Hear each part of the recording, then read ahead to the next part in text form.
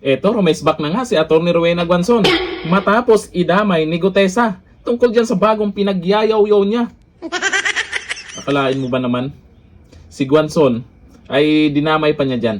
O ito, ang video. Ni Gutesa, may nag-offer daw sa kanya na babae sa office daw ni Senator Marcoleta na ibigay ang number ko sa kanya kung gusto niyang tulungan ko siya sa affidavit niya.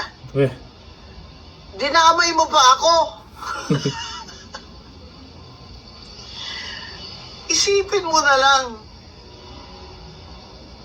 With my status as a retired COMELEC commissioner and a former COA commissioner, law practice for 25 years, and you see my law practice was really focused on women's rights. Isipin mo na lang, maniniwala ba sa Gutesa na mag-aabogado ako para sa'yo? Correct. Para sa ano? Will I have anything to do with Zaldico, your boss, at the time?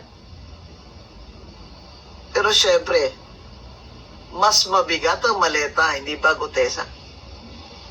Syempre, yung boss mo ngayon, si Martin Romualdez na, my mortal enemy. Kaya sana makulong kayong dalawa. The Ombudsman should file a perjury complaint against you because the Ombudsman used Gutesa's affidavit in the plunder case of Martin Romualdez. And now he's recanting.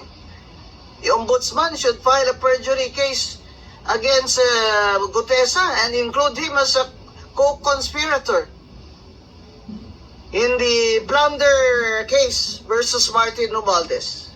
Tingnan mo lang kung makulong mo yan, Ombudsman. Kung hindi ba yan iiyak.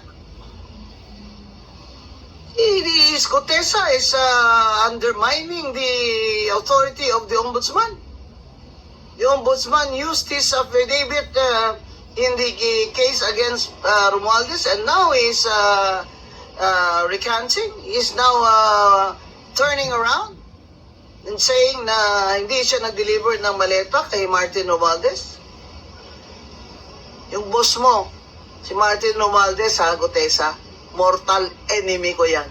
Makukulong din yan.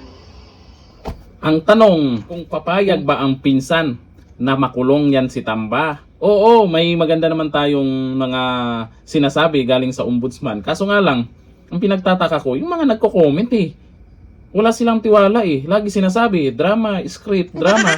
Sana naman seryoso pa itong Ombudsman na panagutin itong mga dapat panagutin. Hindi lang si Tamba, isama na itong si Gutesa. Kung ano-ano na lang yung pinagyayaw-yaw niya, hindi naman niya maitanggi. Lalo na yung mga inilabas na picture ni Atty. Baligod na nag-deliver di umano ng malimaletang pera.